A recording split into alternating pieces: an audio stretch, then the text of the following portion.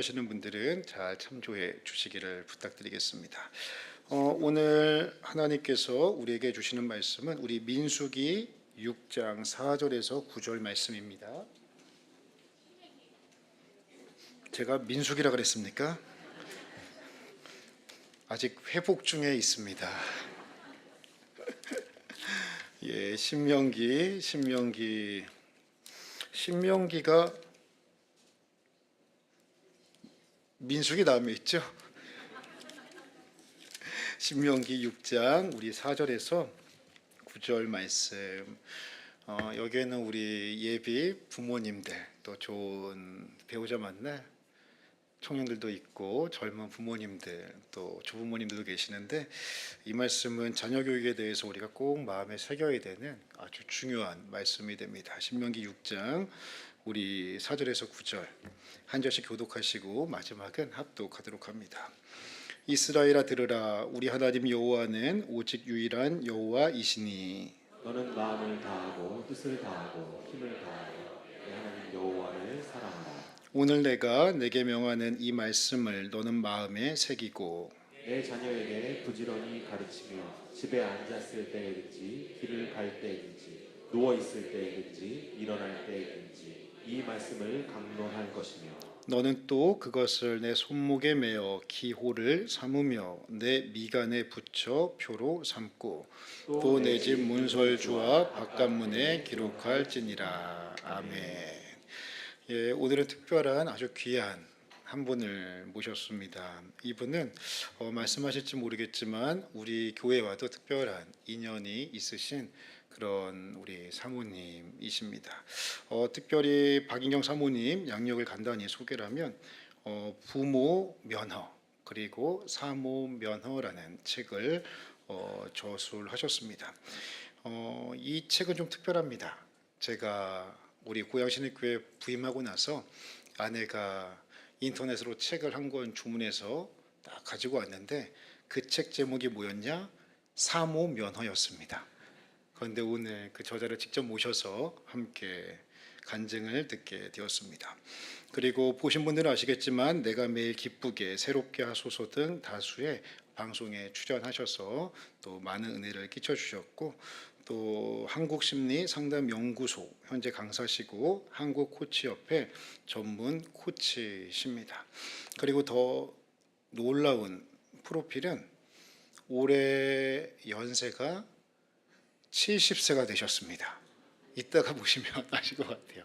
그래서 우리 장모님들이 깜짝 놀라셨어요. 예, 우리 귀한 사모님 함께 이 자리에 모실 때에 박수로 함께 환영하고 축복하겠습니다.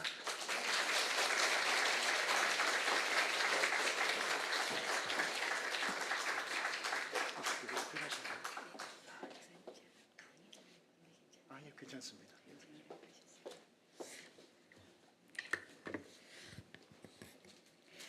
네, 방금 소개받은 박인경입니다. 네, 인사드립니다.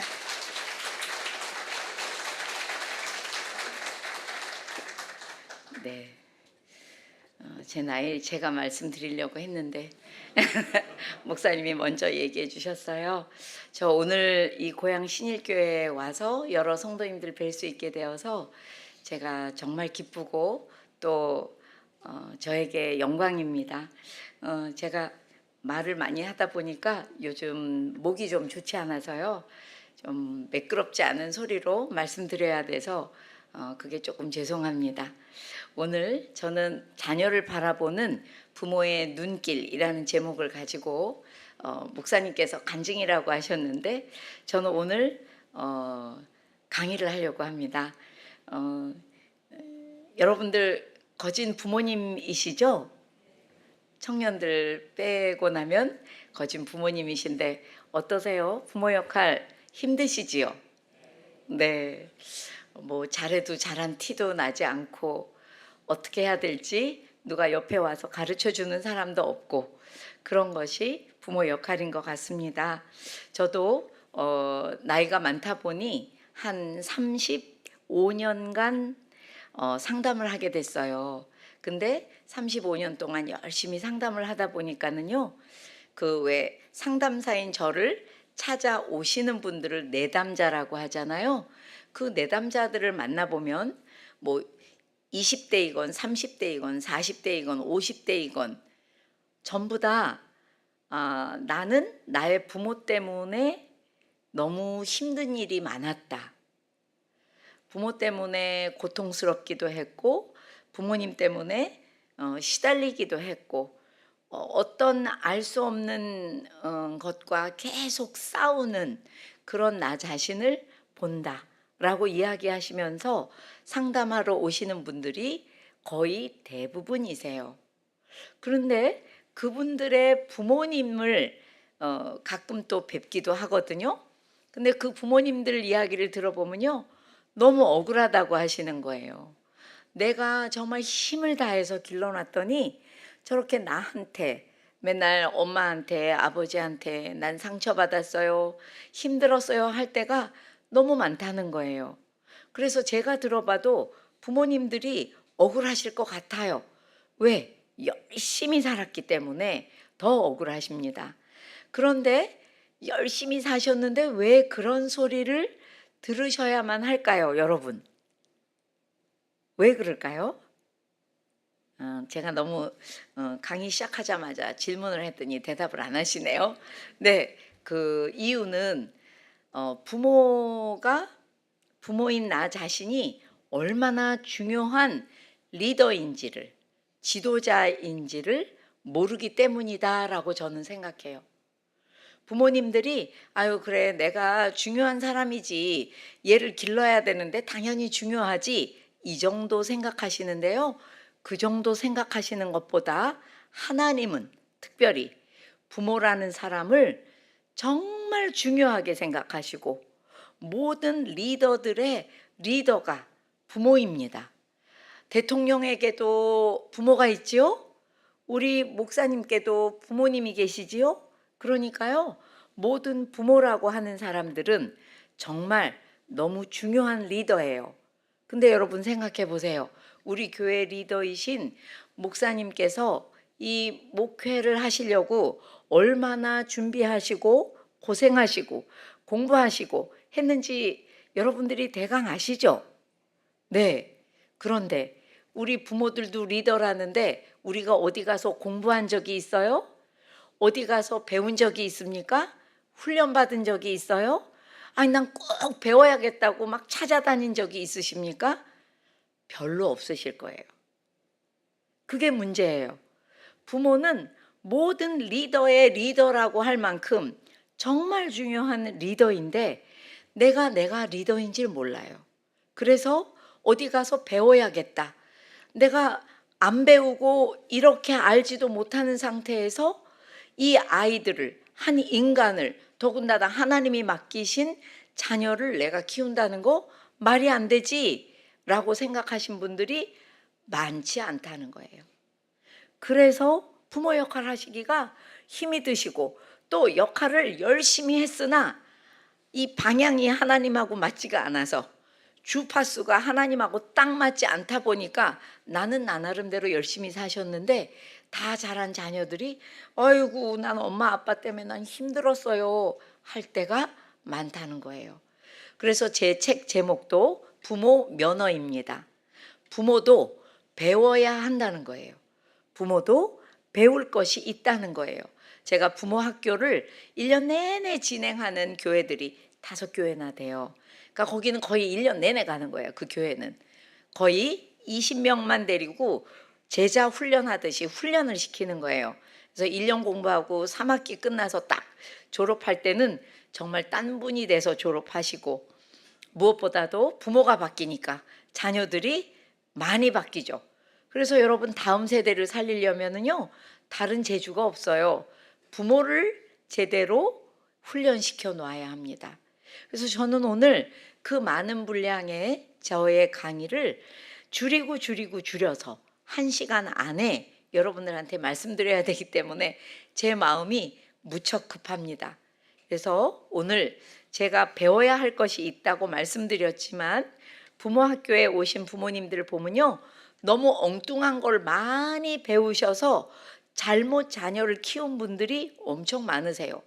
그러니까 뭐든지 예수 믿지 않은 분들이 쓴 책이건 뭐건 막 닥치는 대로 읽으시면 안 되겠죠. 그죠? 그래서 제가 부모가 배워야 할 게 뭐예요? 물으신다면 일단 세 가지. 뭘까요? 첫째는 이 눈이, 제목이 눈길이잖아요. 눈으로 내 아이를 바라볼 때도 길이 있다는 거예요. 이 길로 바라볼 것인지 저 길로 바라볼 것인지 그것에 따라 되게 중요합니다. 그래서 하나님이 자녀를 바라볼 때 어떻게 바라보기를 원하시는지 하나님의 관점을 성경에서 찾아가지고 그 다음에 꼭 배워야 되는 두 가지가 있으니 그게 뭐냐 하면요. 요 입에서 나오는 말의 면허가 있어야 돼요. 말을 배우셔야 돼요, 사실은. 저는 1, 2, 3학기 중에 2학기가 이 의사소통 기술 훈련해드리는 의사소통의 면허를 따는, 요게 말의 훈련도 돼야 되지만 또 하나 배워야 되는 것이 있으니 말씀의 훈련이에요. 여러분들이 하나님께로부터 받은, 하나님이 여러분 각자에게 주신 사랑의 편지, 꼭 읽으라고 주신 하나님의 말씀에 대한 훈련, 이 두 가지, 말과 말씀의 훈련. 사실 앞으로 임직이 있다고 하시니까 드리는 말씀은요, 모든 어느 파트의 리더이건 리더들은 이 세 가지가 필요합니다. 나 뭐 하는 사람인지 성경에서 찾아내고, 그 다음에 말의 훈련, 말씀의 훈련이 되면 사실은 그 다음은 얼마든지 하실 수 있어요. 근데 이 두 가지 훈련되기가 쉬운 일은 아니죠. 그래서 오늘 저는 부지런하게 요점이나마 여러분에게 전달하고자 합니다. 지금 배워야 하는 게 세 가지라고 했는데, 이 부모의 눈길, 즉 내 자녀를 어떤 눈으로 바라볼 것인가, 여러분들한테 여쭤보고 싶어요. 자녀를 사람의 눈으로 바라봐야 되겠어요? 하나님의 눈으로 바라봐야 되겠어요? 네?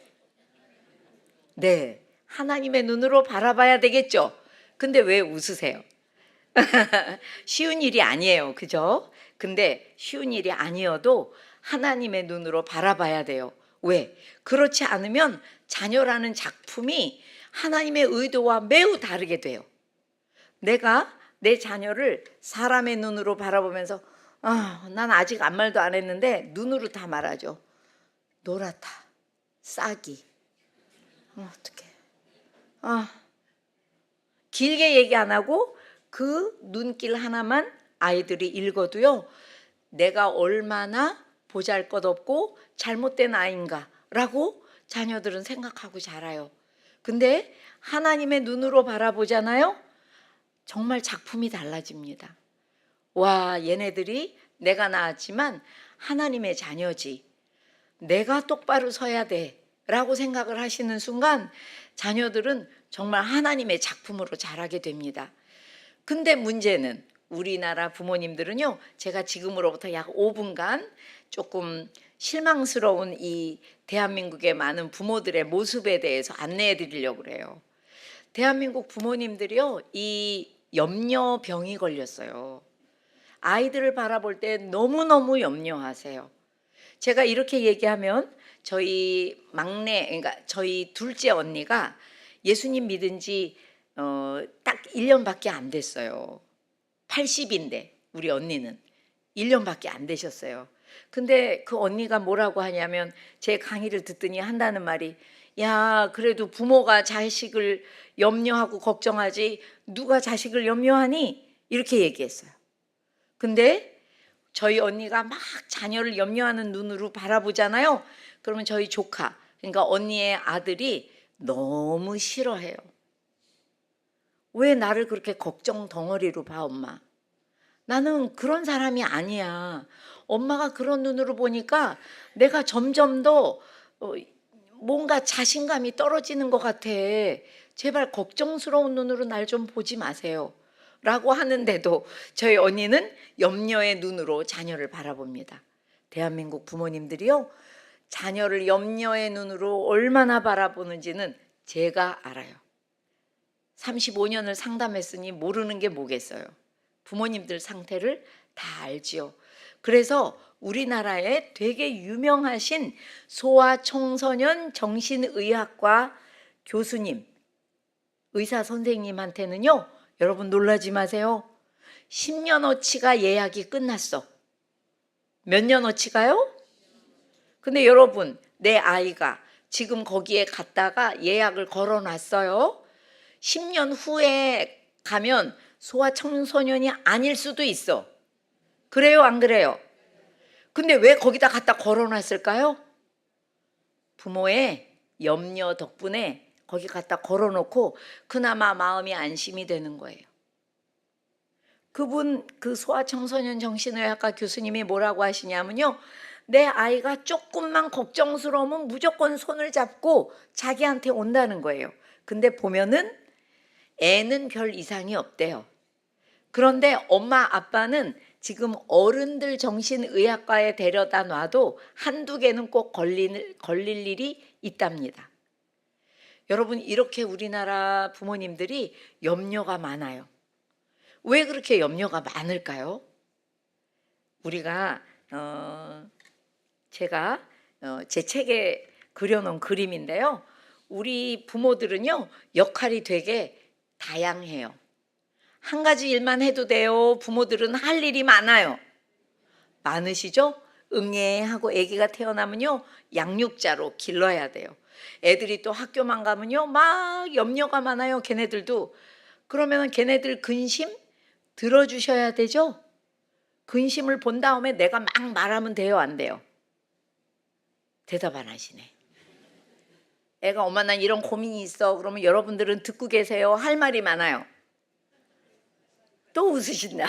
할 말이 꽤 많으시죠? 근데 원래 그때 들어야 되죠. 상담사적 부모의 역할이 필요해요. 막 그렇게 여러 가지 역할 중에 자녀가 힘이 나도록 도와주는 뭐 코치적인 부모의 역할도 있고 다양해요. 제일 중요한 건 영적 리더의 역할이에요. 자녀의 영적 리더는 우리 교회 목사님이시기 전에 1차적 리더가 부모입니다. 아까도 읽으셨죠? 신명기. 부모한테 가르치라고 했잖아요. 근데 교회에다가 맡겨놓고 교회에서 가르치겠지. 나는 말씀 안 가르쳐도 돼 라고 생각하시면 안 된다고 성경에 써 있어요. 근데 그렇게 다양한 역할 중에 저 파란 거, 학부모 역할이 있어요. 그건 뭐냐 하면 내 아이가 공부할 때, 학습자일 때 학습을 잘할 수 있도록 도와주는 부모의 역할을 학부모 역할이라고 해요. 근데 우리나라 분들이요, 아이들을 유치원만 보내놔도 내가 학부모인 줄 아세요. 학부모는 학부모인데 나는 부모다라는 생각이 없어진 채로 그냥 나는 무조건 학부모래요. 그러니까 제가 강의하러 가도 뭐 어린이집, 유치원 이런 데, 학교 이런 데 가면 다 뒤에 학부모 교육이라고 되어 있어요. 저는 부모 교육하러 갔는데, 여러분 물론 학부모 역할이 잘못된 건 아닌데요. 내가 아이를 잘 가르치고 많이 가르쳐서 이 다음에 굉장히 유명한 아이, 잘 사는 아이를 만들려고 하다 보니까 부모님들 마음이 급해요, 느긋해요? 급하시죠? 다급해요, 조급해요. 그러다 보니까 자꾸만 아이의 장점보다는 단점이 보여요. 그리고 계속 말이 거칠어집니다. 어떻게 거칠어질까요? 너 이거 했어, 안 했어? 안 했어? 왜 안 했어? 얼른 해. 이런 유의 말이 부모님들 말의 대부분이에요. 그래서 대한민국 부모님들이 얼마나 좋은 말이 많이 있는데 그 좋은 말을 어떻게 하는 건지 잊어버리신 것 같아요. 그래서 저는 늘 말의 훈련이 필요하다라고 말씀드리고 싶고요. 그러다 보니까 여러분, 우리나라 자녀들이 행복하지가 않대요. 조사해 보니까 너무 안 행복하대요. 그리고 부모와의 관계가 점점 안 좋아지고 있대요. 그리고 애들한테 공부에 전념하라고 얘기했는데 너무 내 마음은 돌보지 않고 부모님들이 공부 성공해라 이랬더니요, 이 마음이 화가 차 있대요. 그래서 자기 마음에 화를 붙잡고 싸우느라 도리어 공부에 전념하기가 어렵답니다. 그리고 제일 중요한 거, 복음의 다음 세대가 되어야 되는데 복음을 거부하는 다른 세대가 되어가고 있어요. 예수님 믿는 아이들이 점점 줄어들고 있죠. 그래서 여러분, 물론 여기 계신 우리 성도님들은 나의 자녀를 어떻게 키우셨는지 제가 일일이 다 알지 못하지만 우리 아이들이 내 마음에 걱정이 많아서 내 아이를 바라보다 보니까 내 마음에 있는 걱정이 아이한테 옮아가서 그냥 내 아이가 걱정거리, 내 아이가 걱정 덩어리로 보시면 안 된다는 거예요. 그렇긴 한데, 그러면 그래서 내가 어떤 역할을 해야 되는가 하는 건 어디서 찾으셔야 될까요? 그렇죠. 역시 성경이라는 대답이 어떤 교회보다도 빨리 나오셨어요. 하나님의 말씀에서 찾으셔야 되겠죠. 네, 제가 슬픈 얘기를 했더니 여러분의 표정도 아까보다 심각해졌거든요. 하나님의 말씀 한번 읽어보겠습니다. 시작.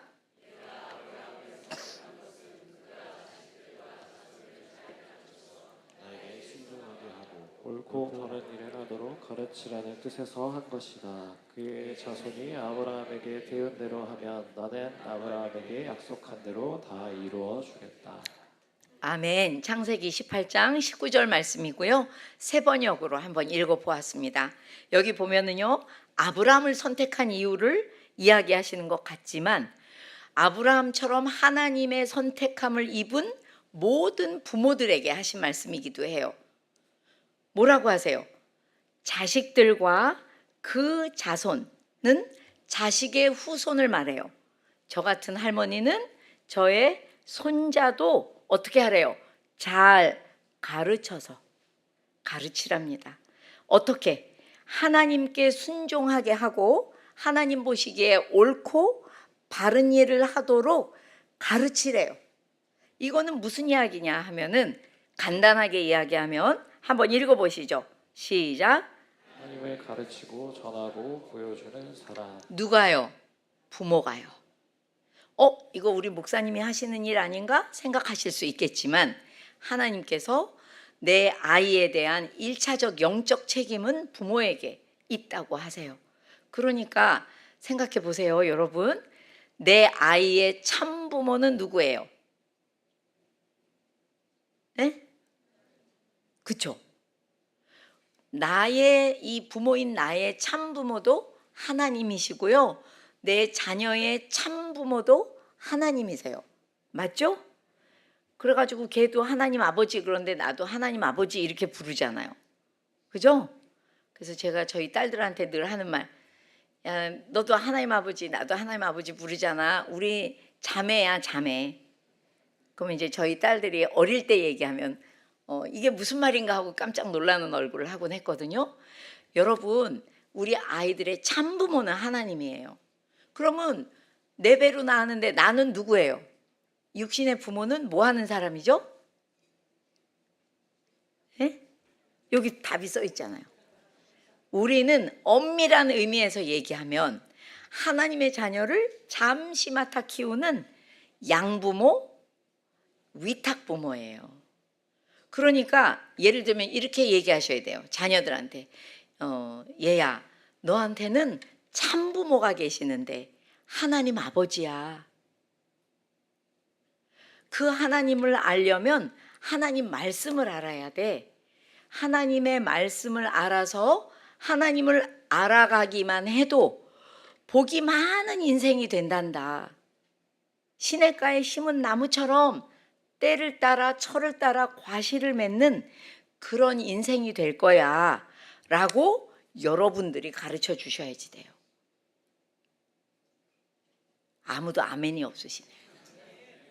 네, 우리가 가르쳐 줘야지 돼요. 네, 그래서 정말 그 아이들한테 하나님을 가르쳐주고 전해주고 보여주다 보면은 걔네들 육신의 눈에 하나님이 보이진 않거든요. 참 부모가 잘 안 보여요. 근데 우리 육신의 부모는 걔네들 눈에 맨날 보이잖아요. 앞에서 왔다 갔다 하잖아요. 그러니까 이 육신의 부모가 자녀들한테 하나님을 보여주고 가르쳐주고 전해주려고 하나님이 우리들을 불러서 부모를 삼으신 거예요. 아이들 성공시키라고 그렇게 우리를 부르신 게 아니고요. 제일 중요한 거는 하나님을 가르쳐주고 전해주고 보여주라고 나를 부모되게 했다. 여기서 길을 잃으면 자꾸 모든 길을 잃어버리게 돼 있어요. 저한테 오시는 많은 분들이 늘 하시는 말씀이 있어요. 선생님, 우리 애가 왜 이렇게 작품이 이상해지고 있어요? 제가 이렇게 키우려고 했던 건 아닌데 왜 이렇게 되고 있을까요? 늘 이렇게 물으세요. 왜 그럴까요? 길을 잃어버리셔서 어디쯤부터 잘못됐는지를 모르시는 거예요. 그분도 예수님 믿는 분이세요. 근데 여기서 길을 잃으신 거죠. 내가 가장 중요한 부모의 역할은 하나님을 가르쳐주고 전해주고 보여주는 삶이라는 거를 잊지 마시기를 부탁드립니다. 네, 그리고 제가 오늘 우리 신일교회에서는 한 시간 안에 끝내야 된다고 들었는데 얼른 해야 되는데 자녀를 하나님은 또 뭐라고 바라보시냐 하면은요, 어떠한 일에 이 땅에 세우시기 위해서 우리 자녀들을 선택하고 거룩하게 구별해서 이 땅에 태어나게 하셨다고 말씀하고 있어요. 예레미야 1장 5절에. 다시 말하면 우리 자녀들은요, 이 땅에 할 일이 있어서 태어난 존재들이에요. 아멘이세요? 근데 왜 부모님들이 자꾸 애들이 공부만 조금 안 하면 뭐라 그래요? 너 그렇게 해가지고 뭐 해 먹고 살 거야? 너 그러면 그렇게 하다 보면 나중에 할 일 없어. 그러다가 어디까지 가요? 저희 부모학교에 부모님들한테 들은 얘기인데, 사모님, 제가 그거 꼭 1절만 해야 되는데 꼭 3절까지 해요. 3절은 뭐예요? 서울역 노숙자까지 가요. 너 그렇게 공부 안 하잖아? 할 일 없어. 그리고 서울역 노숙자 되는 거야. 서울역 노숙자가 뭐 원래부터 되고 싶어서 됐는 줄 아냐? 까지 말하게 된대요, 부모님들이. 여러분, 걔네들이 할 일 없는 아이들 아니에요. 할 일이 있어서 이 땅에 보냄받은 아이들이에요. 어려운 말로 선교적 존재라고 하죠. 이 땅에 하나님께서 주님을 보냈듯이 주님도 우리를 보낸다고 성경에 써 있죠? 우리는 보냄받은 존재예요. 왜? 할 일이 있어서. 여러분, 이런 거 하나 만들어도 이거 쓸 데가 있으니까 우리가 만들죠? 그런데 하나님께서 우리 만들 때 할 일 없이 만들어서 그냥 내보낸 사람은 아무도 없어요. 다른 말로 하면 사명자예요. 아멘이세요? 서로 걔를 볼 때 아우, 얘가 과연 사명자일까? 걱정스러운 눈으로 보여지더라도 그거는 제 눈이 후패해서 그런 거고요. 걔는 사명자예요. 이 땅에 할 일이 있다고요. 그러고 또 하나 중요한 게 있어요. 얘네들이 그 사명을 이룰 만한 힘을 하나님께 이미 받아왔어요. 그래가지고 내 사명이 뭐냐에 따라서 그 사명을 이룰 수 있는 장점을 다 가지고 태어났어요. 잠재 능력을. 그게 무슨 말이냐면요, 장점, 잠재 능력을 가지고 태어났다는 거는 그 사람이 좋아하는 거, 그 아이가 잘하는 거, 그 아이가 아직 잘하지도 못하는데 잘하고 싶어서 붙잡고 있는 거, 이 세 번째가 제일 중요한 거예요. 부모님들은 이렇게 생각해요. 너 그거 잘하지도 못하는데 왜 맨날 그걸 붙잡고 있니? 시간 아까워. 그거 그만해.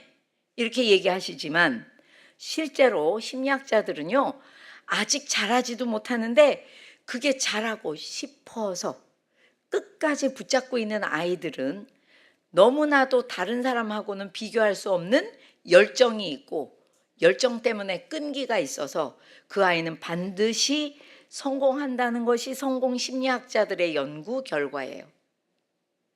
그리고 제가 아까 나이를 얘기하려고 그랬다는 게 오래 살아보니 알게 된 게 있어요. 원래 태어나서 어떤 일을 잘하는 애가 있어요. 되게 속도가 빠르죠. 근데 처음부터 잘하지는 않는데 잘하고 싶어서 끈질기게 그거 붙잡고 있는 애들은 끈질기게 해요. 그러다 보니까요, 어느 순간에 얘를 추월할 때가 반드시 있더라고요.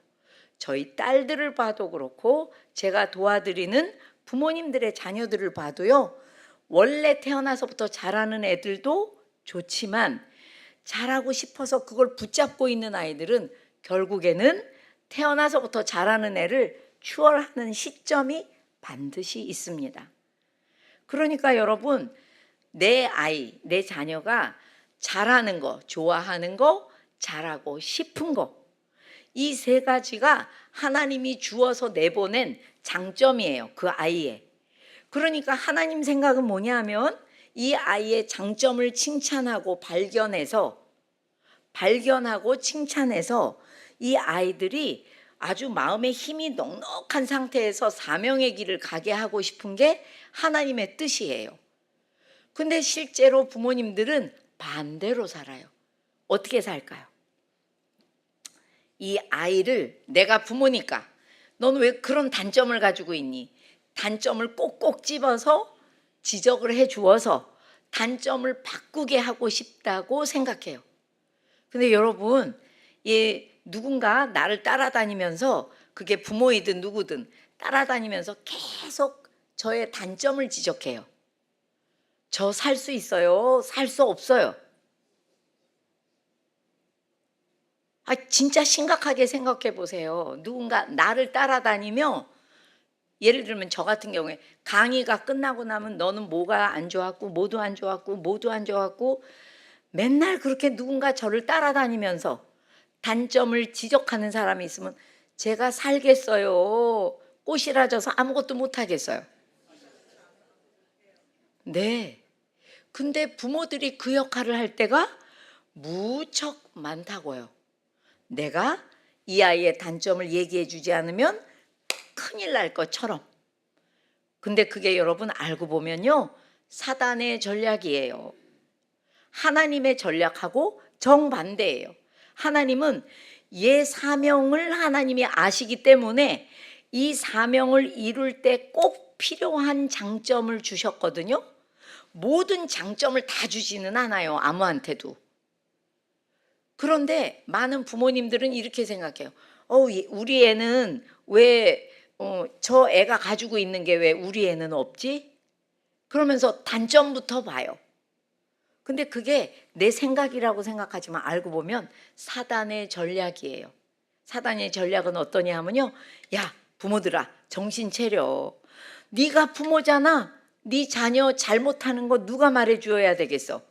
네가 말해줘야 되잖아. 네가 말해줘야 되는 거야. 빨리빨리 해. 그러면 그게 부모님들은요, 자기의 생각인 줄 알아요. 그래서 열심히 자녀들의 단점을 지적하면서 자존감을 무너뜨리고 마음의 힘을 무너뜨려서 결국에는 자기가 이 땅 위에 얼마나 존귀한 그런 사명자인가, 얼마나 주님의 목숨을 주시고 건져낸, 영어로 priceless, 도무지 가격을 매길래야 매길 수 없는 너무나도 존귀한 사람이라는 것을 부모들이 싹 잊어버리고 계속 단점을 지적하죠. 그러다 보니까 애들은요, 마음에 힘도 없고요, 자기가 얼마나 중요한 사람인지 몰라요. 저희 교회에 그런 애도 있었어요. 선생님, 자기 엄마가 나를 선생님이라니까 그 아주 어린 애인데 저한테 맨날 선생님이라는 애가 있어요. 남자애인데, 선생님, 제가요 교회 갔더니요 하나님이 존귀하게 저를 여긴다고 배웠거든요. 근데 집에 가면요 엄마가요 저는 하나도 존귀하지 않은 것 같아요.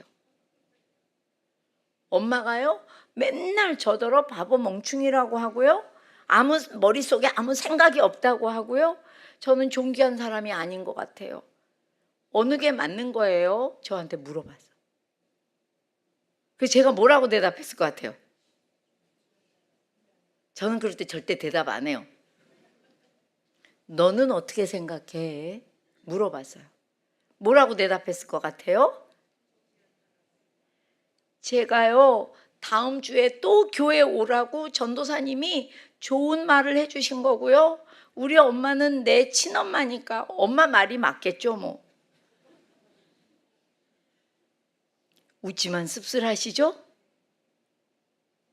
굉장히 심리학적으로 접근해 볼 때도 딱 맞는 말이에요. 애들은 교회에서 아무리 배워도 집에 가서 부모를 통해서 확증합니다.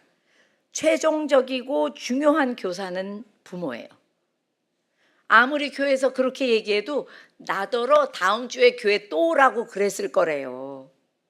근데 우리 엄마는 내 진짜 엄마니까 엄마 말이 맞을 거래잖아요. 무섭죠? 부모가 얼마나 중요한 사람인지.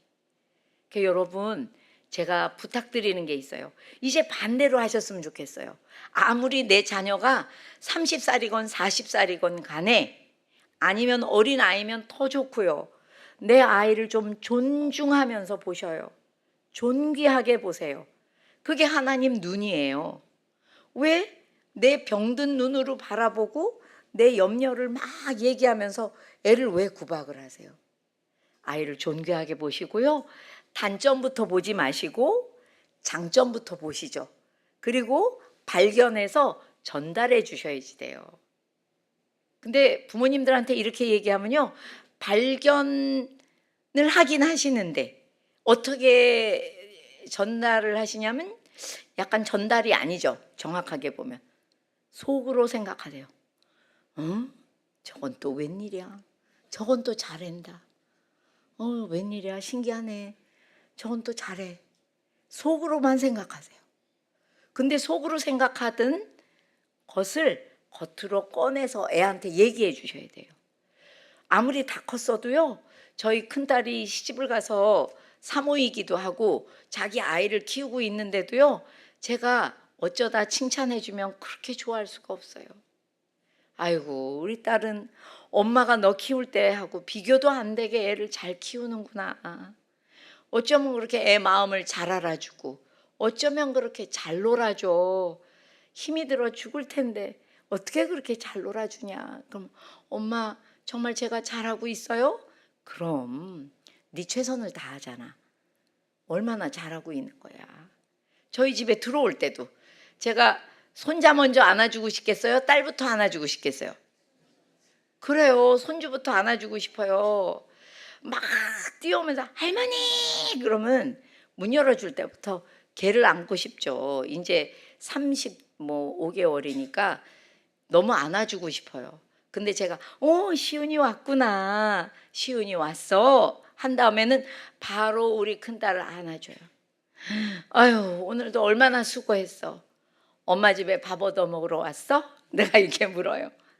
너무 힘들어서 왔어? 너무 힘들지? 너무 애썼지? 그러면은 저한테 앵켜가지고 뭐라는지 아세요? 자기 아들을 내려다보고 메롱메롱 메롱메롱 나도 엄마 있지롱 막 이래요. 요만한 애기한테. 여러분, 나이 먹은 자녀라고 칭찬이 장점을 얘기하는 게 필요 없는 사람은 아무도 없어요. 어르신들도 칭찬해드리면 좋아하시잖아요. 그쵸?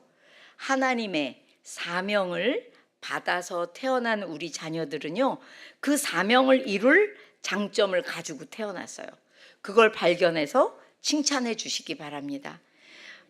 저희 부모 학교에 어떤 엄마가 맨날 그 조그만 자기 2학년짜리 아들 흉을 봐요. 선생님, 우리 애는요 학원 가라고 보내놓으면 가다가 땅만 들여다봐요. 얼마나 땅만 들여다보는지 넋을 빼고 들여다봐가지고 입을 벌리고 나중엔 거기서 침이 떨어져도 몰라요. 딱 바보같이 보여요. 걔 어떻게 해야 돼요? 이러셨어요. 그래서 제가 근데 걔가 땅속에 뭘 보는지는 아세요? 그랬더니 아니요. 너무 바보 같아 보여서 안 들여다봤어요. 그러셨어요. 아이, 그래도 제가 말씀드렸잖아요. 뭘 좋아하는지 보시라니까요. 그래서 하루는 따라가서 봤대요. 그랬더니 그 안에 개미를 비롯한 곤충이 드글드글 하더래요.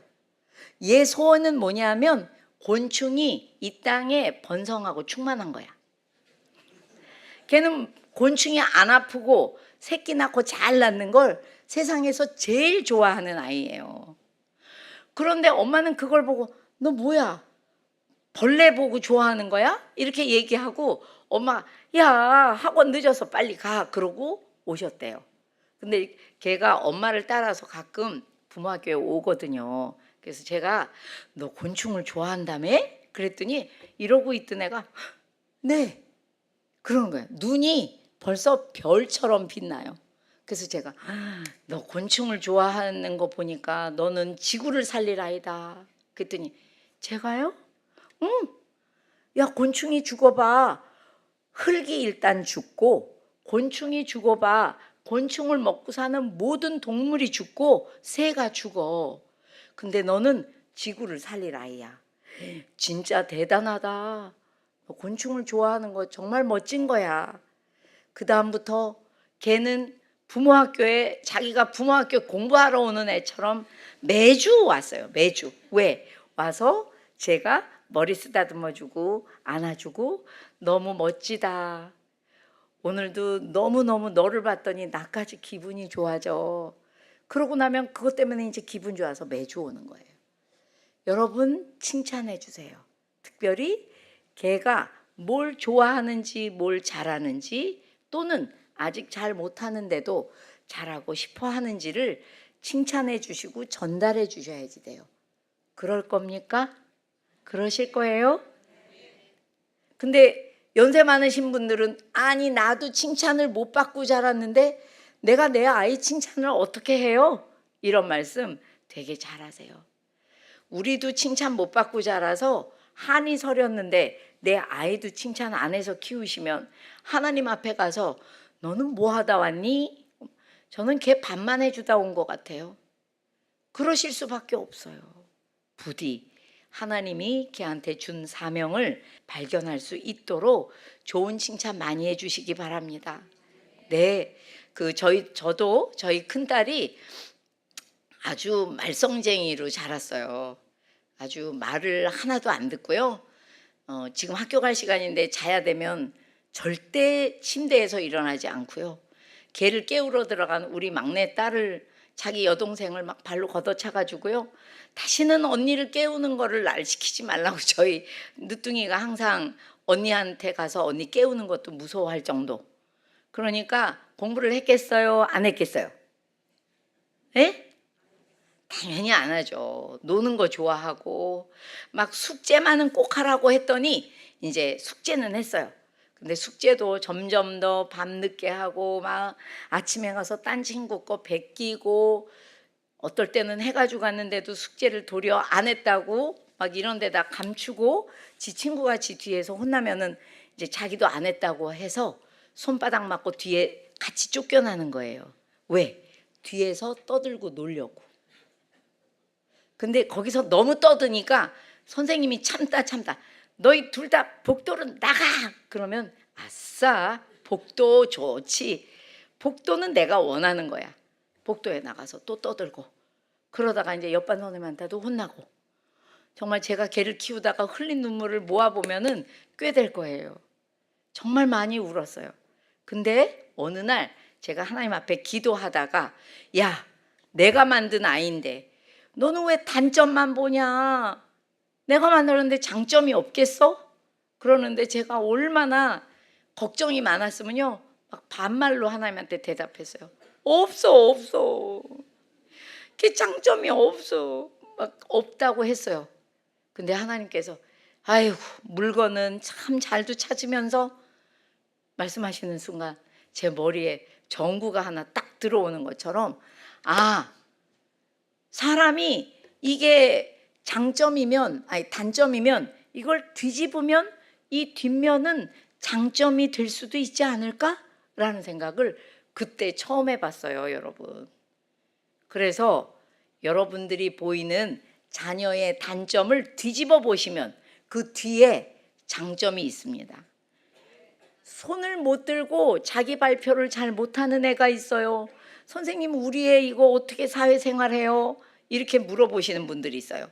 걔는 뒤집어 보면 뭐가 다 장점일까요? 어떤 장점이 있을까요? 어디서? 시옷 발음으로 누군가 얘기하셨어요.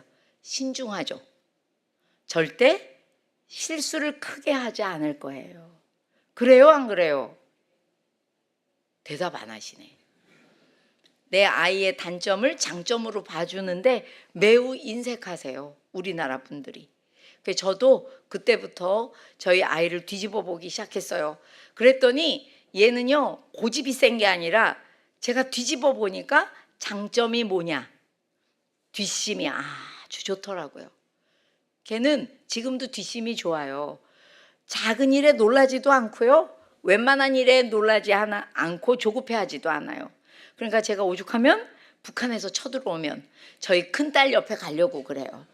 저는 간이 작아서 누가 쳐들어왔다 그러면 아마 쩔쩔매다가 그 자리에서 털썩 주저앉고 말 텐데, 저희 큰딸은 이 뒷심이 좋아가지고 제가 걔를 의지하고 살고 있어요. 또 하나, 모든 공부를요 미뤘다가 하다 보니까 어떨까요?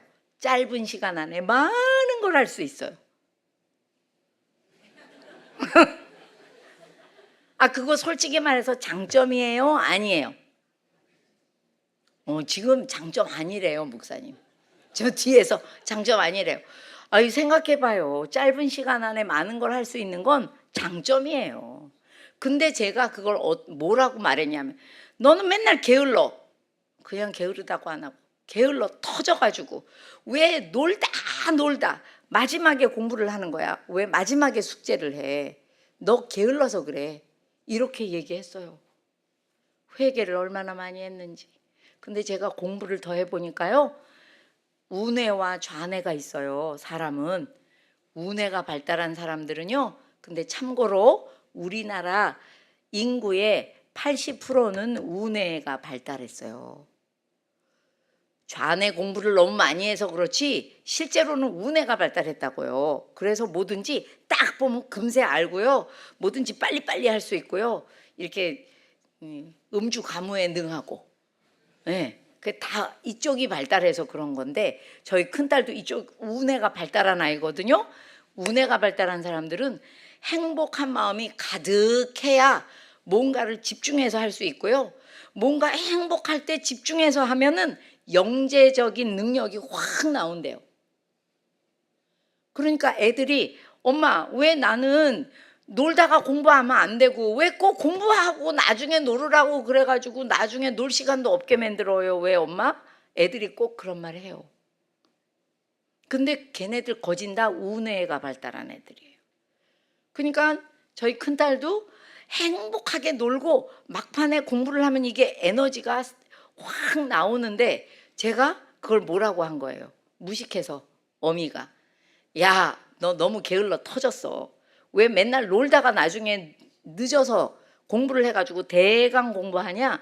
이렇게 말했지만 나중에 알고 보니 이 모든 게 잘못된지라 제가 반대로 얘기하기 시작했어요. 그랬더니 저희 큰딸이 이렇게 말했어요. 엄마가 내 단점만 얘기할 때는 내가 겉으로는 아니야 막 이렇게 얘기했지만, 진짜 내가 뭐가 잘못 만들어서 이 땅에 태어났나 보다 생각하고 되게 늘 자신이 없었대요. 근데 엄마가 단점을 뒤집어서 장점으로 보기 시작하니까 자기 마음이 굉장히 당당해지고, 원래 당당했는데 더 당당해지고, 자기가 하나님이 만드신 되게 좋은 피조물이구나 생각이 드니까 되게 기분이 좋고 모든 걸 해도 아주 쉽게 할 수 있더래요. 여러분, 실제로 많은 교육학자들이 연구한 결과를 뭐라고 얘기하냐면요, 이 얘기를 해드리면 될 것 같아요. 되게 유명한 교육학자 에스더 워지츠키가 뭐라고 얘기하냐면요, 부모가 여기 한 사람이 있을 때, 그냥 저를 가리킬게요. 이 부모가 정말 좋은 부모인지 안 좋은 부모인지는 딱 하나만 보면 안 돼요. 알고 싶으시죠? 되게 알고 싶으시죠? 뭐냐 하면요, 내 아이를 바라볼 때 우리 아이가 행복한가? 지금 안 행복한가? 이걸 보는 눈이 있으면은요, 돈이 없고 뭐 돈이 없는 게 가난한 거죠. 돈이 없고 가난하고 배운 게 없어도 좋은 부모래요. 위대한 부모래요. 근데 아무리 가진 돈이 많고 내 아이한테 이것저것 다 해줄 수 있어도요, 내 아이를 볼 때 얘가 행복한가? 안 행복한가? 이런 걸 보는 눈이 아예 없었다. 여태까지 좋은 부모라고 할 수 없대요. 요새 이 부분에 연구가 굉장히 많이 진행이 됐어요. 아이들 마음을 안 본다는 거예요. 뭐를 안 봐요? 마음을. 자, 요 말씀 한번 읽어보시죠. 시작. 선한 것 중에 더욱 내 마음을 지키라. 생명의 근원이 이에서 나이니라. 네, 우리 생각에는 마음을 돌볼 여유가 어디 있어요? 이렇게 생각하시겠지만 하나님께서는 마음을 그 어떤 것보다 지키래요. 왜? 생명의 근원이 나오는 곳이고 또 세번역에서는요, 마음은 생명의 근원이기 때문에 잘 지키래요. 그래서 하나님께서 아까도 읽으셨지만 뭐를 다해서 하나님을 사랑하래? 마음을 다해서. 하나님의 그 중요한 말씀을 어디다 새기래요? 마음판에. 여러분, 근데요, 우리나라 분들이 옛날에 너무 가난해서 그랬는지 요새는 너무 급하게 발전을 해서 그런지 마음에 신경을 안 써요. 아침에 뭐 화장하고 머리 빗고 옷 잘 입고 나와도요, 마음은 안 보고 나와요. 그러다 보니까 배우자의 마음 살필까요? 안 살필까요? 잘 안 살펴요. 내 아이의 마음 살필까요? 잘 안 살필까요? 잘 안 살펴요. 근데 이 아이들 마음을 살펴서 얘가 행복한지 안 행복한지를 자꾸 보는 부모가 되라는 거예요. 그래서 안 행복하면요, 자꾸 데이트도 하시고요. 막 애들 다 데리고 나가는 데이트 말고 우리 애가 3명이어도 딱 아이 하나하고 나하고 둘이만 1대1로 하는 데이트 되게 중요해요.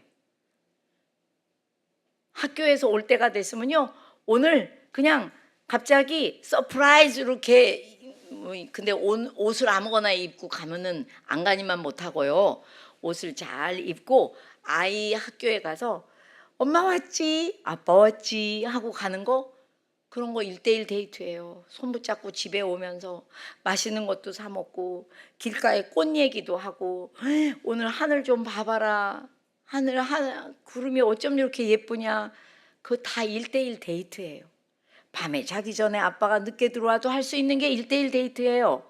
누워서 자려는 아이 옆에 가서 누워서 같이 얘기도 하고, 뭐 옛날에 왜 불 꺼지면, 저 옛날 사람이라 불이 자주 꺼졌거든요. 그러면 왜 촛불 켜놓고 왜 막 손 그림자 놀이하고 이랬잖아요.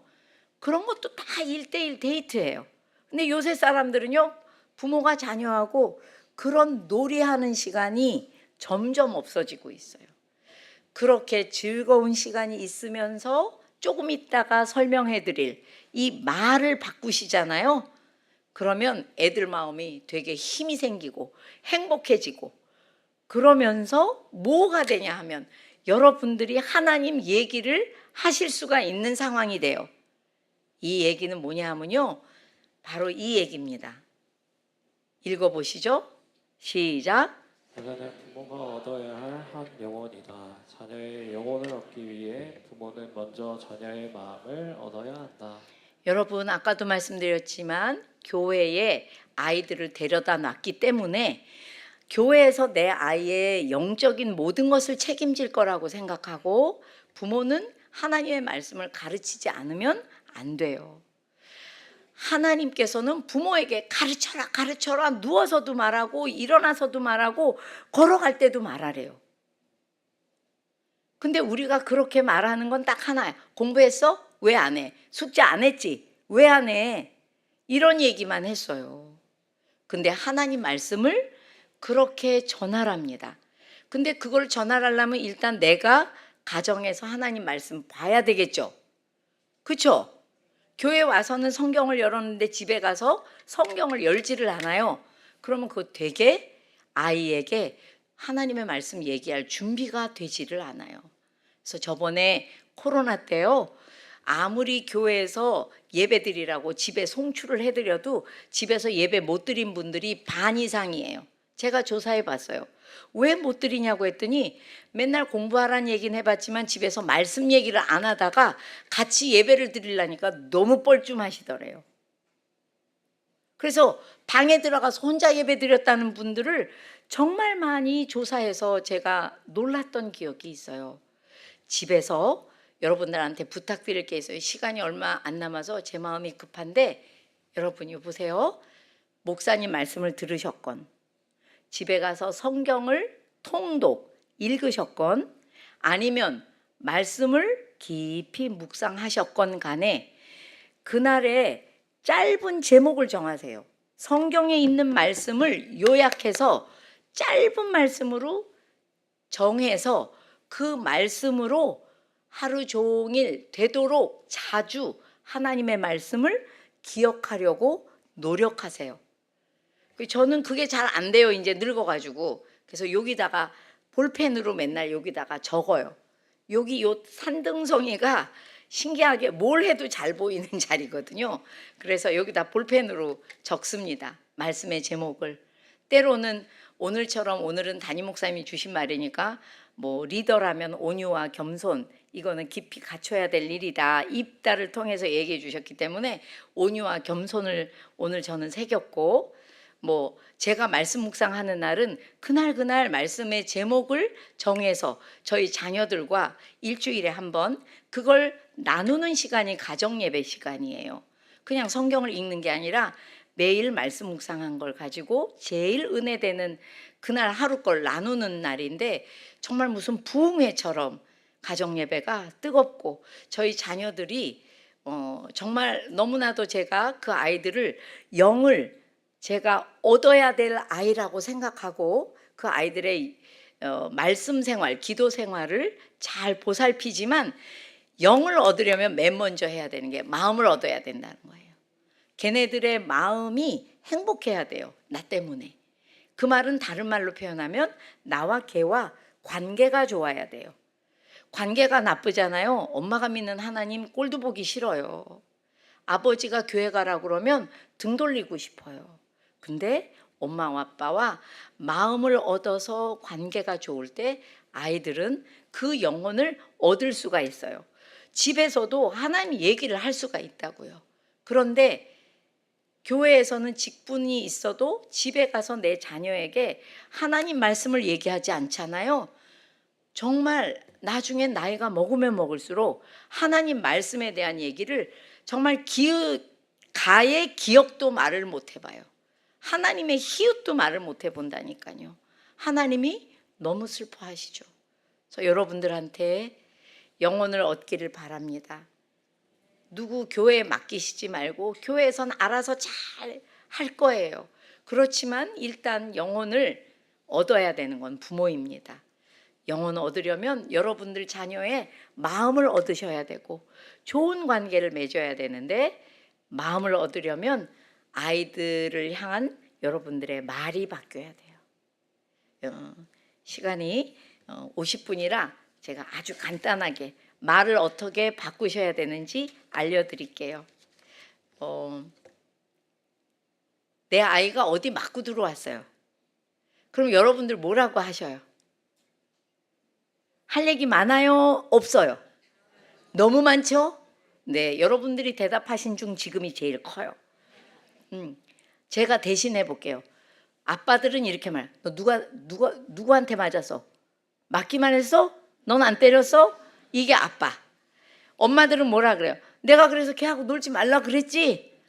네가 얼마나 바보같이 보이면은 네가 맞고 들어오냐 맨날?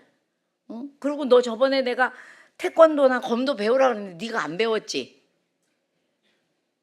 여러분, 근데 전문적인 의사소통 기술 훈련 강사예요, 제가. 전문적인 의사소통에서는 뭐라고 얘기하냐면, 아이하고 나하고 얘기할 때 아이 마음이 힘들면 갑자기 마음 얘기를 해요. 말 가르치는데. 이렇게 마음이 중요한 거라니까요. 말을 가르치는 전문가가 뭐라고 하냐면 먼저 볼 게 있대. 내 자녀 마음이 힘든지 내 마음이 힘든지 보래요. 근데 아이의 마음이 힘들거들랑 엄마나 아빠는 들을 차례랍니다. 뭐 할 차례요? 들을 차례. 근데 조금 아까 말 엄청 많이 했죠? 그죠? 너 언제나 반대로 얘기했어요. 우리는 자녀들한테. 아이들이 가장 심각하고 가장 내 편을 필요로 할 때 부모들은 가장 날선 비판, 가장 날선 정죄를 늘 줬다고요. 왜? 우리도 그렇게 자랐기 때문에. 부모님들도 못 들어봐서 그렇게밖에 말을 못했어요. 근데 그러다 보니까 우리나라 아이들이요, 다른 나라, 특별히 서양 아이들에 비해서 굉장히 마음이 힘들어요. 여러분 생각엔 아이고 야, 너 신은 그 운동화? 그거 반에 반값 하는 것도 나는 못 신어봤어. 너 지금 먹는 거 비슷한 것도 난 못 먹고 자랐어. 넌 도대체 뭔 불만이 그렇게 많냐? 그렇게 하고도 왜 공부를 안 하니? 뭐 이렇게 생각하시지만 여러분, 옛날에 저는 대학 나오니까요, 여기도 갈 수 있고 저기도 갈 수 있더라고요. 직장에. 요새 애들은 어때요? 대학원을 나와도 갈 데가 없어요. 그래가지고 아예 공부나 더 해볼까? 가끔 박사까지 공부하는 애들이 있어요. 걔네들한테 사회가 뭐라 그래요? 넌 나이도 어린데 호봉이 높아서 너를 쓸 수는 없네. 애들을 데려가는 곳이 없어요. 애들이 살아가기가 너무 어려워요. 이렇게 어렵다는 걸 아주 어릴 때 이미 부모들이 맨날 귀가 따갑게 얘기했어요. 너 그렇게 공부하면 아무것도 못 해먹어. 얘기했다고요. 하나님 말씀은 안 전해줘도 너무 절망스러운 얘기는 막 전해줬어요. 그러다 보니까 얘네들이 좋은 말 못 들었죠. 엄마 아빠하고 데이트도 못 해봤죠. 그리고 영혼은 교회에다 맡기고 나더니 아무 관심 없죠. 애들이 어떻게 하나님을 잘 믿습니까? 여러분들의 말이 변해야 돼요. 들을 차례랍니다. 들을 차례는 두 가지가 있어요. 시간이 가는데도 너무 중요해서 이건 얘기해야겠어요. 귀로도 듣고요, 말로도 해야 된대요. 신기하죠? 경청, 듣는 건데 적극적 경청은 말로 한대요. 어떻게? 걔 마음 알아주는 말. 그러니까 아유 우리 아들 오늘 너무 속상했겠다. 아유 우리 남편 오늘 너무 힘들었겠네. 너무너무 무시당하는 기분이었겠네. 아우 너 오늘 되게 억울했겠다. 너 되게 난처했겠다. 다 마음 알아주는 말이에요. 이런 말 많이 하세요? 별로 안 하세요? 그 말이 너무 필요합니다. 제가 부모학교에서 2학기 때 이거 훈련을 시켜드리잖아요. 애들이 기다렸다는 듯이 바뀌어요. 너무 놀라워요. 그래서 여러분도 꼭 말을 배우셨으면 좋겠어요. 제 책 부모 면허에 5장에 써놨어요. 근데 써놓은 거 읽는다고 무조건 다 잘하시지는 않지만 그래도 바뀌시더라고요. 5장 꼭 읽어보시고요. 또 그 유튜브에 보면 CGN에 박인경 사모의 부모 면허 치면 12개짜리 강의가 나와요. 그것도 보셔도 돼요. 그러니 나는 더 훈련받고 싶다. 그러면 제 책에 제가 소속돼 있는 한국심리상담연구소에 전화하시면 훈련받을 수 있어요. 말 훈련 받으시면 아이들이 얼마나 바뀌는지는 훈련받은 분만 아세요. 자, 제 얘기는 여기까지 하고요. 정리를 하자면 우리들의 자녀를 바라보는 눈길이 너무 인간적이고 세상적이에요. 하나님의 눈으로 보시면 하나님의 자녀이자 하나님께서 아들을 주시며 목숨을 주시고 건져낸 너무 존귀한 자예요. 저도 제 아이들을 낳았을 때 존귀한 아이로 보려고 노력했지만 제 손자가 나오니까 이게 나이가 먹어서 더 잘 돼요. 그냥 손자가 나왔는데 하나님 자녀가 내 앞에 딱 있는 느낌인 거예요. 너무 존귀한 거예요. 여러분 그렇게 보시기 바라고 자주 데이트도 하시고 말도 좀 배우세요, 제발. 외국에 가면요, 아무리 이혼을 많이 해도 부모가 자녀한테 하는 말이 너무 따뜻한데 우리나라에 오면 옛날에는 이렇게 이혼이 많지도 않았는데 옛날부터 우리나라 부모님들은요 애한테 모든 상처를 주는 말만 했어요. 욕도 얼마나 많이 했습니까 옛날에는. 그래서 우리 말을 변해서 아이들의 마음을 옥토로 만들어 그 아이들에게 복음을 심어도 쏙쏙 들어갈 수 있게 그렇게 하는 부모님들이 되셨으면 좋겠습니다. 모두 복음의 다리가 되시는 부모님들 되시기 바라고 기도하고 마치겠습니다. 사랑이 많으신 우리 하나님 아버지, 하나님의 자녀를 저에게 또 우리들에게 맡겨주셨는데 하나님 저희가 세상 사람하고 다를 바 없이 키우며 하나님의 눈으로 바라보지도 않고 하나님의 말씀을 가르치지도 않고 또 그 아이들의 마음을 돌보지도 않아서 아이들이 너무 힘이 듭니다. 하나님 부디 교회에만 맡겨놓지 않고 가정에서 이 아이들의 마음을 돌보고 행복하게 해주는 부모 되게 하시고 그로 말미암아 아이들의 마음이 옥토가 되어 복음이 심기워지는 귀한 다음 세대들이 될 수 있도록 콩나물처럼 자라는 것이 아니라 거대한 나무처럼 자라는 다음 세대들을 키우시는 이 귀하고 귀한 신일교회 부모님들 되실 수 있도록 주여 역사하여 주시옵소서. 그렇게 하실 것을 저희들이 기대하고 믿으며 감사하신 우리 주 예수님의 이름으로 기도드립니다. 아멘. 감사합니다.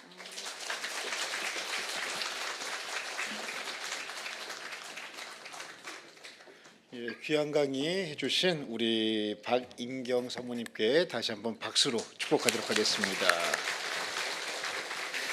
예, 옆에 계신 분들 이렇게 한번 축복하시죠. 이제부터는 단점보다 장점을 크게 보겠습니다. 이제부터는 예, 그렇게 해주셔야 됩니다. 아시겠죠?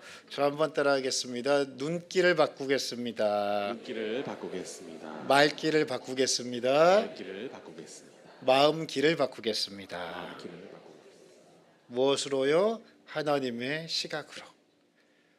저도 아들 셋 키우던 아버지로서 참 유익한 귀한 시간이었습니다. 원래 찬양이 왕이신 나의 하나님이었는데 방송실 혹시 그 요괴벳의 노래 찬양 가능해요? 돼요 안 돼요? 돼요? 예, 된답니다. 요괴벳의 노래 다 아시죠? 예, 우리 그 찬양 우리 찬양팀은 됩니까? 찬양팀 안 되면 또 안 되죠. 예, 우리 요괴벳의 노래 한번 같이 찬양하면서 나가겠습니다. 전 이 찬양이 참 좋아요. 요괴벳의 노래. 이 찬양이 오늘 사모님 강의해 주신 그 강의 내용이 함께 있는 것 같습니다. 저도 악보 없어가지고 여기서 악보 찾아야 돼요. 그 작은 갈대 상자.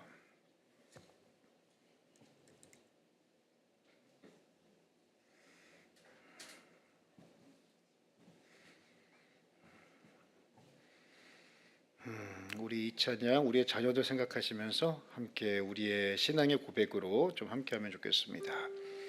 작은 갈대 상자 물이 새지 않도록 역청과 나무 진을 칠하네.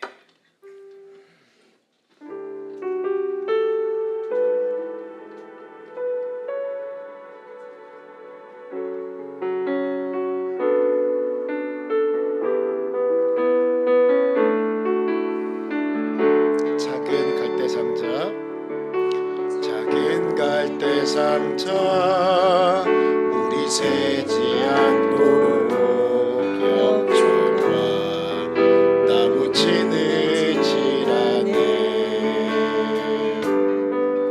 어떤 밤이었을까 그녀의 눈에는 눈물이 흐르고 흘러 동그란 눈으로 엄마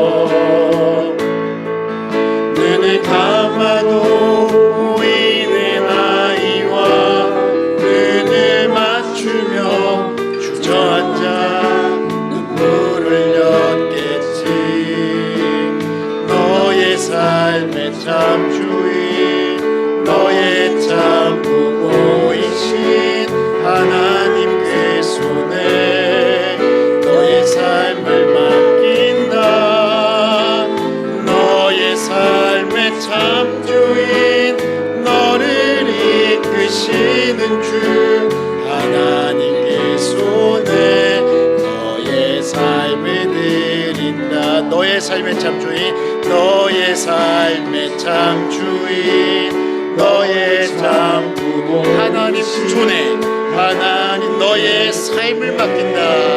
너의 삶을 맡긴다. 너의 삶의 참 주인, 너의 삶의 참 주인, 너를 이끄시는 주 하나님 그 손. 너의 삶을 우리 자녀를 생각하시면서 다시 한번 고백합니다. 너의 삶의 참 너의 참 주인이신 너의 참 부모이신 하나님 그 손에 너의 삶을 맡긴다. 너의 삶의 참 주인, 너를 이끄시는 주 하나님 그 손에 너의 삶을 드린다. 아멘. 우리 시간이 좀 갔지만 함께 좀 기도하면 좋겠습니다. 하나님께서 주신 은혜가 참 커요. 이 시간 우리와 함께 기도할 것은요, 자녀의 이름을 부르면서 한번 좀 기도해 주십시오. 오늘 사모님 말씀해 주신 것처럼 내가 부모인 줄 알았는데요, 성경을 통해 보니까 우리는 위탁 부모예요. 청직이에요. 하나님께서 주신 선물이래요. 하나님, 이 아이들 하나님의 눈길로, 하나님의 말길로, 하나님의 마음길로 바라보게 하여 주옵소서. 단점보다 장점을 더 크게 보는 믿음의 눈을 허락하여 주옵소서. 우리 자녀들은요, 자기 자신을 축복하세요. 이 시간 우리 주여 한번 부르짖고 함께 기도하겠습니다. 주여, 하나님 아버지 감사합니다. 귀한 강의를 통하여 하나님의 마음을 깨닫습니다. 하나님 불쌍히 여겨 주옵소서. 주님이 우리 아들을 수하시는 분이 참 부모이심을 다시 한번 고백합니다. 하나님, 내가 키우는 것 아니라 하나님이 키우십니다. 하나님이 맡겨주신 귀한 하나님의 자녀이오니 위탁 부모로서 청지기로서 하나님의 눈길과 하나님의 말길과 하나님의 마음길로 제 아들 잘 영접할 수 있도록 주께서 도와주옵소서. 연약함을 불쌍히 여겨주옵소서. 저를 통하여 우리를 통하여 우리 자녀들의 마음에 상처가 있다면 하나님이여 이 시간 성령으로 임재하셔서 그 마음을 위로하여 주시옵시고 아이들의 마음에 상처가 구름이 되지 아니할 수 있도록 숯불이가 되지 아니하도록 치유와 회복의 영으로 역사하여 주옵소서. 우리 청년들의 마음 가운데 예쁘님의 말로 인해 상처가 있는 청년들이 있습니까? 하나님, 참 부모이신 주님께서 우리 청년들의 마음을 위로하여 주시옵소서. 하나님 아버지 위로와 하나님의 마음과 사랑이 우리 청년들의 마음 가운데 우리 자녀들의 심령 가운데 치유와 회복의 영으로 일어나는 역사 있게 하여 주옵소서. 우리의 눈길이 바뀌어야 되겠습니다. 말길이 바뀌어야 되겠습니다. 우리의 마음길이 바뀌어야 하니 부모인 우리가 다시 한번 주님 앞에 엎드려 회복되어지고 변화되어지는 애가 있으니까 하나님이여 부모와 처녀의 관계가 분간의 관계가 가정이 새로워지는 놀라운 은혜 있게 하여 주옵소서. 감사합니다. 주님 영광받아 주옵소서. 하나님 그 손에 너의 삶을 드린다. 너의 삶의 참 주인, 너의 삶의 참 주인, 너의 참 부모이신 하나님 그 손에 너의 삶을 맡긴다. 너의 삶의 참 주인, 너를 이끄시는 주 하나님 그 손에 너의 삶을 드린다.